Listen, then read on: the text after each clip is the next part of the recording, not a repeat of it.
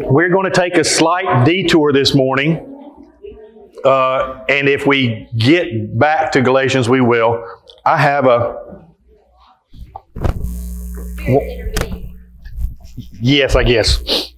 One of the elders where I used to be, one of my friends, Larry, his grandson had a question, and so I got the text, and it says this: "Good afternoon, Mark.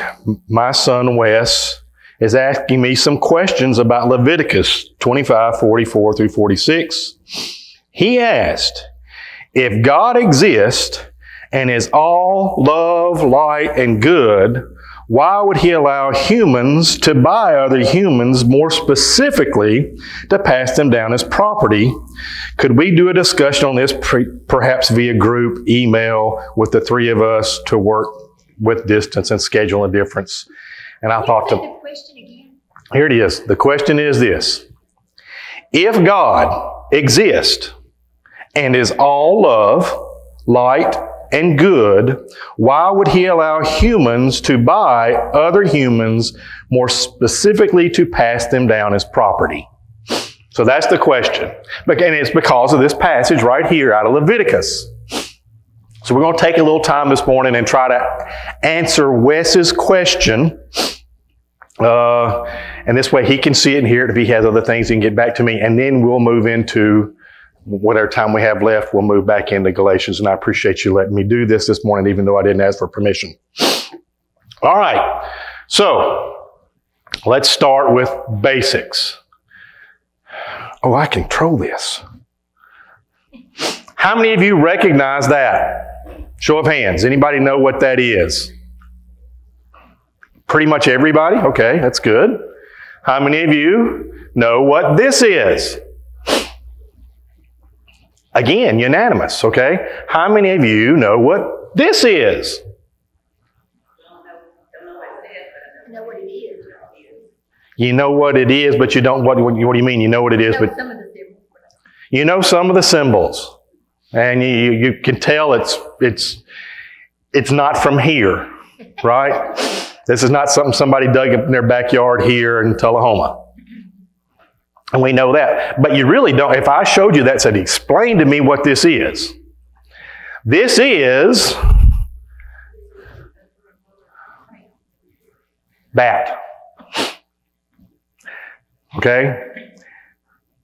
If I were to take this picture and show it to the people that escaped Israel, the Jews, in 1400 BC thereabouts, and said, what is this? How many of them do you think would have been able to tell me, would have recognized what this is?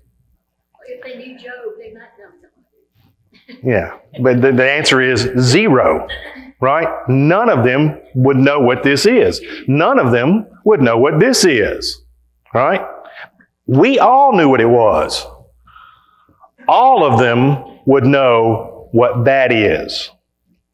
That for them is the world. That's the world. That's the universe. That's what they see. And if you recognize it, you can see some things. There's some stars over this, painted on this lady's body, and then there's two little boats. One is the sun and one is the moon, and they kind of come up over, and there's the earth down here, and how they're represented, and the gods that go with the sun and moon and stars and the earth and the light and all the heavens and all those things, right? Can you see that and recognize that a little bit now? And see, that is what they thought the earth was. That was, when they saw this, that's what they thought, right? Because they had no concept of this. The idea for us to understand and kind of grab is this. As we're reading the book of Genesis, and we read Genesis 1:1, and it starts talking about what God did. So much of what happens in our world today are men trying to explain God doing this. If Moses had explained how God did this, the Egyptians would have had no clue what he was talking about. Moses was explaining this. On the first day, God created, and the idea is this. What he's saying is this. You have heard that there's a moon god. Okay? Jehovah created the moon. You've heard that there's a God of the heavens and a God of the earth. Jehovah created the heavens and the earth. You've heard that there's a God of the moon, of the sun, a God of the stars. And so that whole story is written. It's not a how this happened. It is a who did this? Who created this? It's not a how it's done. So there's a lot of guys that spend a lot of time in our culture today trying to explain the book of Genesis as being a story about this when it is a story about this. Does that make sense at all?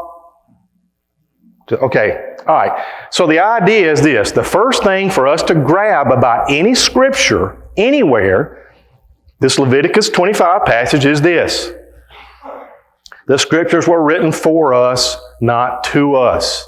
In order for me to properly interpret scripture, I have to understand the culture of the people that it was originally written to. Right? Because our experiences are different in different cultures, different times, and different places. If I try to apply 21st century Western American culture to the scriptures, I'm going to get a messed up interpretation of the scriptures. Does that make sense? So, with that in mind, we can we'll go back and we'll see this Leviticus passage here in a second. So that's the first thing to grab. The scriptures were written for us. It was written for us, not to us. So when we begin to interpret it and look at it, we're going to look at it in light of who they are, not us. Okay? The second thing is, and this is kind of a review from Galatians, one of the things we learned from Galatians last week. The law is not contrary to the promises of God. May it never be. If a law had been given which was able to impart life, then righteousness would indeed be based upon law. But the Scripture has shut up everyone under sin so that the promise by faith in Jesus Christ might be given to those who believe. Before faith came, we were kept in custody under the law, being shut up to faith, which was later to be revealed. Therefore, the law has come to be our tutor to lead us to Christ so that we may be justified by faith. What did we learn from that passage? Neither the law, right, written in, nor the law written now, our New Testament or Old Testament, neither of those were passages that brought us to salvation. Salvation was never been based upon keeping the law. That God didn't write this Leviticus passage and say, this is how to treat people. If you don't treat people this way, you go to hell. Okay? He didn't write none of the books in the New Testament got written with the idea that if you don't do A, B, C, D, you go to hell. The concept has always been that God saved us because of grace. And if we get into, I think we're going to be able to get into Galatians today, we're going to see it opened up even more. Okay, so that's wonderful, fabulous. All right, next passage, and this is again back to the Leviticus to see this. If a countryman of yours becomes so poor with regard to you that he sells himself to you, you shall not subject him to slave service. He shall be with you as a hired man, as if he were a sojourner. He shall serve with you until the year of Jubilee. He shall then go out from you, he and his sons with him, and he shall go back to his people that he may return to the property of his forefathers. Let's back this up. Think of yourselves in your own lives, okay? Your own life. Don't think of your own life, who you are, where you are, what's going on. In your lifetime, what has been the invention that has changed your life or the world the most? No, don't. Keep it to yourself for now, because here's the deal. It's going to be different for different people, because we all have different experiences, right? We came along at different times. Chuck's might be the wheel, right? But for the rest of us, there's going to be different things at different times. What's that? Wings. Okay, there you go, wings. So again, the idea is that we all have something. So think of what that is. What is the thing that has changed, the invention that has changed you and your everyday life the most since the time you were a kid? Okay? I've got one answer, it's computers. Electricity, you got electricity somewhere in your life, and that changed your life tremendously. Smartphones have changed people's lives tremendously. Internet, what's happened on the internet, that's been a big change in information and how we receive and give information. Social media? What's that? Throwaway diapers. Okay? That made a big change, right? And that's all similar, but not quite. Mine was microwave ovens. Air travel. Wings. Air conditioning. So again, these things that have happened that have made huge differences. We saw them before they happened, okay? There are a group of people out there who don't know about life before disposable diapers, before computers, before smartphones, before microwave ovens, right? I remember it was different trying to get food in the 1960s, in the early 1970s, right? It was different. We're coming up on Thanksgiving, okay? 2 weeks ago, I had a turkey noodle soup that was left from last year's Thanksgiving. Remember that? It was really good soup. But the idea is, in the old days, the point is that there's leftovers for Thanksgiving. And now what happens for me, okay, and you may have a similar experience, you'll go and you'll eat your Thanksgiving meal and you'll eat till you're full and you go and you take your nap and you wake up and you know what you do? You get another plate, and I stick it in the microwave, and lo and behold, a minute later, it's ready. Right? That's not how it used to happen. Right? So again, all these things, there's so many things, but again, there are a whole group of people who have no concept of what that was like.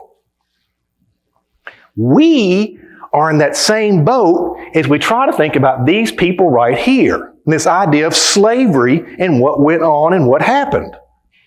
I want you to imagine for yourself now, let's back yourself up to the year, let's just be generous, say 1300 BC. Right? 1300 BC. Now this passage, we'll forget this one. Let's go back to the first one. Let me just scan on back to where we started. Okay?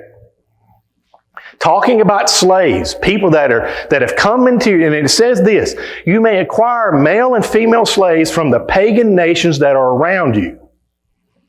Okay? Then too, it is out of the sons of the sojourners who live as aliens among you, that they may gain acquisition and out of their families who are with you. All right? Let's think about the world and how it operated then. Let's say you are a alien sojourner into Israel, and you've come there. What do you have? Well, there's things you don't have. You don't have any property, right? Because the Jews own all the property in the land. It was given out, dealt out amongst them when they first came in. Remember that? Every family, every tribe had a section that went to them, and things went a certain way. So if I come in there, I don't have any property, which means I don't have a house, right? And I've got to find a way to maybe get property or a house. How many dollars do you think property would cost? Oh, hang on a second. Let's discuss this. Dollars. Well, let's not say dollars. What was their money? Somebody want to Google real quick, what's the oldest coin in the world? Any ideas when the oldest coin we have left or see today is? It's about 600 BC. They're not making it. There aren't any coins. There's not any way to say, here's $2 for this or $3 for that. And by that same token, think about anything that this person's going to need. Okay? Let's say I want to eat today. I'm not going to go down to the Walmart and hand them $2, A, because I ain't got $2, and B, because there's no Walmart. Right? So how do people get food? They grow their own food. Okay? So let's pretend for a second that somebody comes to me and says, look, I'll come work for you can you get me some food? Yeah, sure. You come work for me and I hand you a bag of grain and a couple of eggs at the end of the day. Go ahead. Look how important it was a while back that we land a man on the moon. Right. What do you hear about it today? Nothing about it today. But again, there's still some significance in a lot of things that go on. For these people, again, the idea, they just got to eat. They've got to eat, right? I've got to eat. I'm coming to this strange land. I've got to eat. I've got to do something. I don't have any land. I don't have a home. I don't have any money. Right? How are they going to eat? Okay, you come, you've worked for me for a day. Here's your bag of grain and a couple of eggs. So you got to do what? What are you going to do with a bag of grain? What's that? You got to grind it, make flour, and cook it. Okay? And so you run down to Walmart and buy yourself a stove. No. What do? You need probably an oven. You got an oven? How do you get an oven? How do you get a fire? How do you build a fire? You're 1400 BC. You don't have a match. There's no big lighter. There's some ways that things get done, and you better have the right tools to do it, because you talk about this, you think about this. In order to do it, to do a lot of these things, one of the things I'm going to need is an axe. Where do I get an axe? How do you make an axe? I've come from the middle of nowhere. The idea is this. What I want you to try to think and see and understand is the purpose of this law that God has given them about slavery is not because He wants to enslave people. It's because He wants them to be fed and sheltered. Right? Again, a guy comes in and he doesn't have any property. He doesn't have a house. I'm coming and I'm working for you today. And he goes home to what? Sleep under a tree somewhere? Because again, if he's going to have any type of shelter, he has to make it. And if he's going to make it, he has to have a tool for the shelter. The idea is this. We live in a time, in a world, in an economy that's totally different than what they had. All right? Pay attention to this. Yes? So what you just laid out there to me in my mind is an employer-employee kind of relationship. And they were talking about possession. Right. Yes. And the reason it's different is because we're in a different economy. Again, let's say I'm going to pay you your wages. Here's your food for the next 3 days. And what do? You don't have a home to go to, right? You don't have a house to sleep in. You don't have an axe. All the things that you don't have that you need to have to be able to support yourself and or eventually maybe even a family. Because again, if I'm a single man and I don't have much, I can get by. But what if I got a family now? Or if I want to have a family? If I want to have a family and I don't have anything, it's going to be tough. This is pre-disposable diaper days. You know? Diapers in general. Okay? So again, the idea is that let's look and see what he says from this perspective. If a countryman of yours becomes so poor with regard that he sells himself to you, you shall not subject him to slave service. He shall be with you as a hired man, as if he were a sojourner. He shall serve with you until the year of Jubilee. He shall then go out from you, he and his sons with him, and shall go back to his family that he may return to the property of his forefathers. What does that mean? It means what we talked about at the very beginning. When the Jews came into Israel, all the land got divided up and it belonged to the different tribes and the different properties. What's happened is this man and this family has gotten in such a situation that he can't take care of his family anymore. He's become so poor. And so what he says is, you're going to make him a slave, but he's not going to be a slave, because when it's time comes up, the Jubilee, he's going to go back and they'll get all their restored property. That was their economy. That's the way things worked for them. Yes, sir. You may get to this scripture in a little bit, but there's scripture that Paul wrote to Christians that if you have a slave and he's a Christian, treat him as your brother. Yes. And that's always been the concept that God had. The concept of slavery that He's providing, it's provision for people. It's not an enslavement.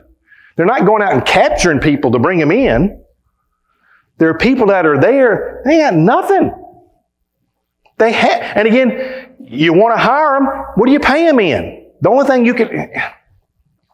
I have a stepson, and he lives with us. And he works for me. And he works for me at a rate that you couldn't hire him for. Because I provide shelter and lots of food. Does that make sense?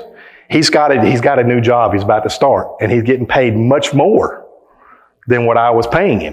And he's tickled about getting much more than I was paying him. But at a certain point, he's going to be paying some rent and for some food on his own. He's going to move out and do that. Does that make sense? He can do that in this economy. From this perspective, I might not be able to take you in as a hired man. I cannot afford to hire you, but I might have an extra room, some extra space, some extra food that I can help take care of you and your family, whereas I can't pay you the salary, A, because there's no money to give you, and B, because it wouldn't be enough for you to go ahead and get your own home, your own place, your own shelter. Does that make sense? Okay? So that brings us to this. Yes? Keeping on that, I got a question for you. You said about they didn't go get slaves from other places. That's not what the Jews are doing. That's not part of the Jewish... They didn't go out to get these people. These were... Well, they were people that had... The land has, A, been conquered, and it no longer belongs to them. So they have the option of leaving or staying. And if they're there without any land. So how do you deal with these people who now have nothing? Because God has said, this belongs to me. And that's part of their economy. It's part of the economy that He's trying to teach us through this. It all belongs to Him. You've got two people. You got the people that have the heritage of their forefathers. Mm-hmm. And they're not supposed to be slaves. Right. The other one that don't have the heritage, where did they come from? They either came from other places or they were there when the Jews came in. One or the other. Yes, sir. I think a good example, Marcia, she's told us a lot about Greeks and people that are coming ashore. Mm-hmm. Because of war, hundreds of thousands of people have come ashore. They don't have anything. They have no home. They have no food. They have children. Somebody has to help them get started. Marcia, she goes over there and she does that. But, it's a part, it could be the same thing. Yeah. Here, it's probably more in one country. People leave the Syrians leave because there's war going on. Right. You look at, again, why did people come here? Right? Most of the people that came here early on came here because there weren't much options where they came from. And they wanted the chance to create. But the idea is these people, again, they had, with their knowledge, with their culture, with their economies, this was the best thing for them.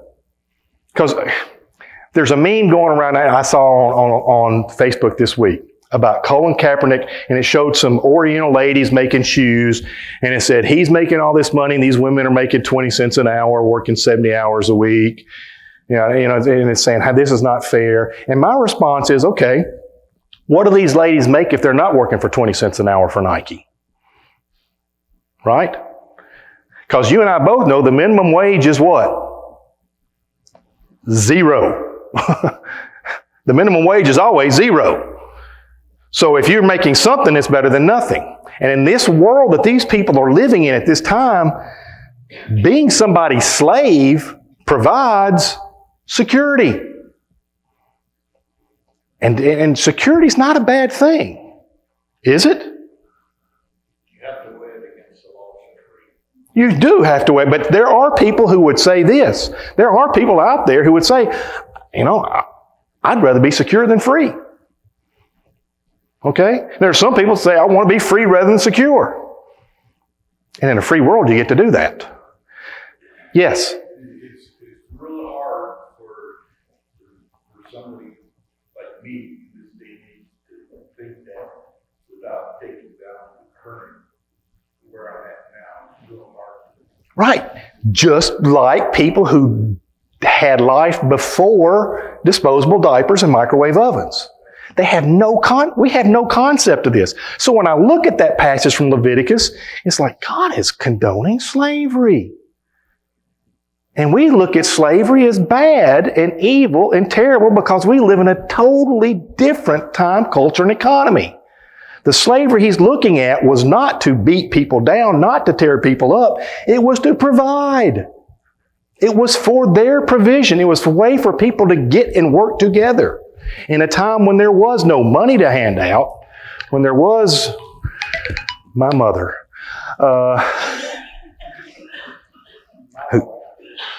wait, I'll get back with her. Yeah. She ran out of Advil last night. It's a long story. It's naproxen, according, and it's what it is from her. I don't have any naproxen. I know naproxen's Advil. Okay? She's freaking out because she's run out of her naproxen. I'll get you some tomorrow, Mom. Okay. Anyway, back to where we were. It's the economies and understanding that this was not against people. This is for people. Let's go to this, okay? The 13th, I'll back this up. The 13th Amendment to the United States Constitution says what? No more slavery. We don't have slaves anymore. And that was in 1865, right? So starting in 1866, everything was okay. And we haven't had any problems or issues since. Y'all are laughing. And it is because of this. The problem with America was not slavery, it was racism. What the 13th Amendment did not do away with was racism. The problem in our country and our culture was we treated a group of people from a different race as though they weren't human. And that did not change when we changed the law. We looked at people as being subhuman. And that's our concept of slavery that I grew up with. All of us understand and relate and grasp that concept of slavery. That's not the concept of slavery at 1400 BC. Does that make sense? Okay. So that's what's going on. And the idea is that God is not doing this because some people are worse than others, some people are less than others.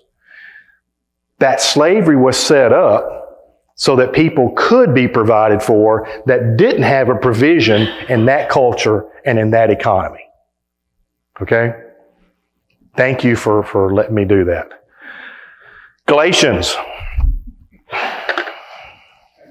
Yes. I just wonder how many people in here know that there's a spacecraft up there now, and it has people in it. Right. And They up there all the time. up there all the I time. don't even think about it. It was a huge deal when I was... Yes, sir. It's because we wouldn't handle that year at Jubilee too well. No, we wouldn't handle Jubilee. But again, that's the way theirs was set up. The idea that the land and the property belonged to God. And He doled it out. So again, we live in a different world, in a different time, and a different culture than what those people had. Okay? You're offering a justification for slavery in the contemporary world. That won't travel very far, I believe. Because our economies, right. Most prisoners, most slaves are war captives. Right. Even if you're running a system like this, what generally happens in most societies, now if you're limited to the Jews, it may work better. Same thing with indentured slavery. Okay, I'm giving you this. You owe me 7 years of whatever it is. Here's what I'm going to provide you with. Somewhere along the way, you get greedy. I need a pair of shoes, master. Okay, I'll advance those shoes. So first thing you know, he's not working 7 and getting basic tools and 40 acres of land. He's working 10, and then he's also in debt. What I'm saying is, one of the big issues facing us today that will cause a lot of controversy, but it will keep rearing, and that is the issue of reparations, Yes. which is a complex.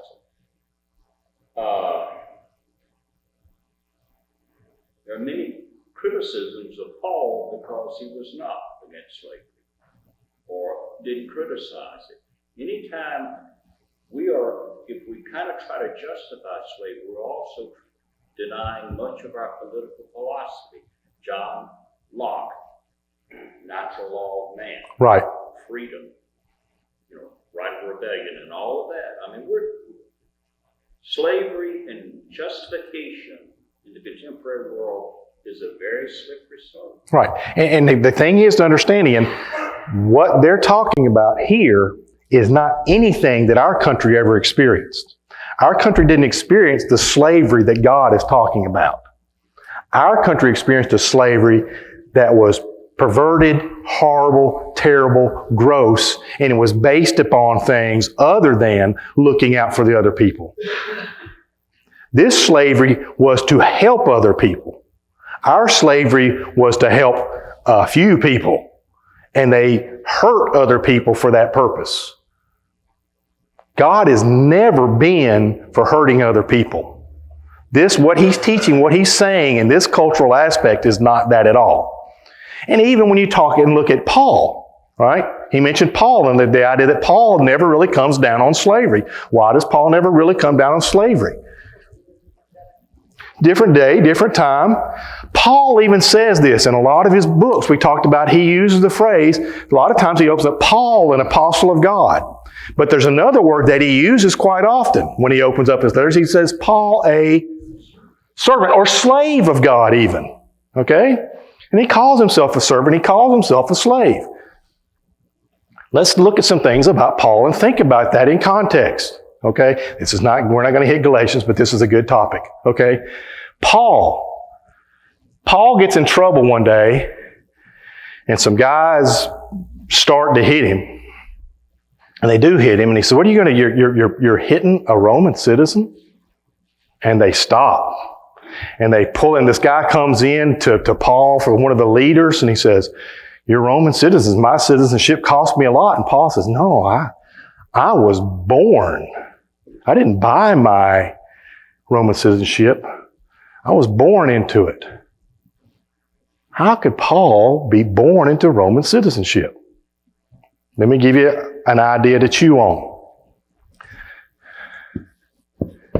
Acts chapter 7.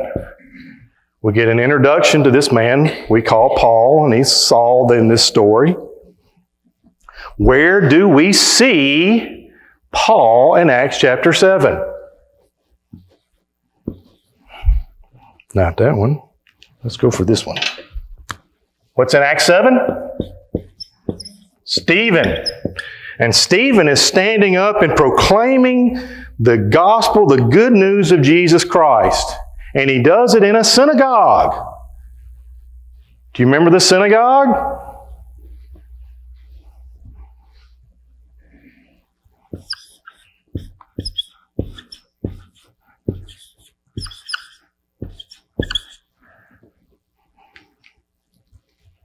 You looking at it? Do you see it in Acts 7? Where's it? The synagogue of the freedmen. Who would go to the synagogue of the freedmen? Freedmen. Who would go to the synagogue of the freedmen? Former slaves. Former slaves and their families. Former slaves and their families. Cyrene and Alexandria and Cilicia and Asia, provinces of these. Okay. So again, the synagogue of the freedmen, former slaves, and their... Let me ask you this. Let's pretend that you are a slave of a Roman citizen. And you have done such wonderful work for him over time that he decides, You've done well for me. I'm going to set you free. That's what happens sometimes. And if you are a slave of a Roman citizen, he sets you free. What happens to you? Guess. You become a Roman citizen with all the rights and privileges of any Roman citizen. And guess who else does? Everybody in your family. So when Paul calls himself a servant, a slave, a bondservant, he's talking about his heritage.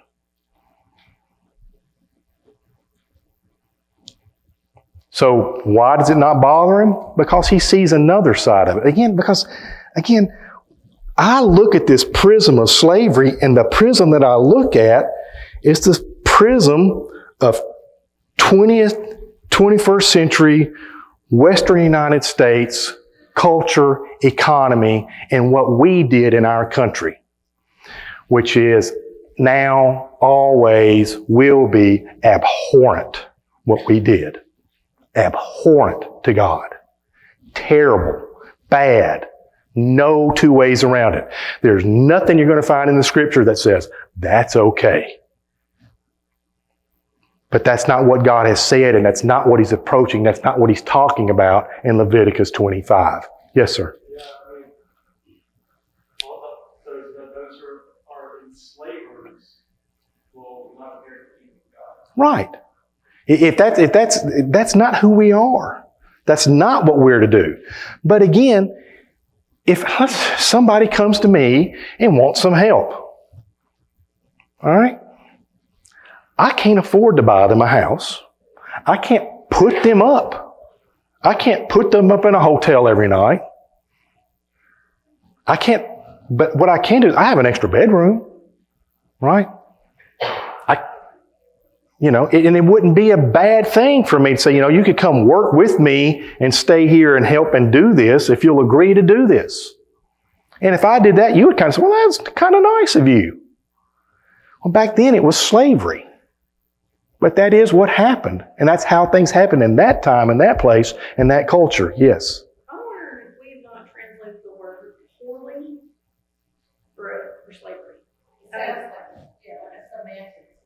Yeah, like it's not really what we in America and now around the world think of as slavery. Well, because it's changed. Just like everything has changed. Okay? Cooking. I'm going to go back to my microwave. Okay? Cooking is not what it was when my grandmother did it.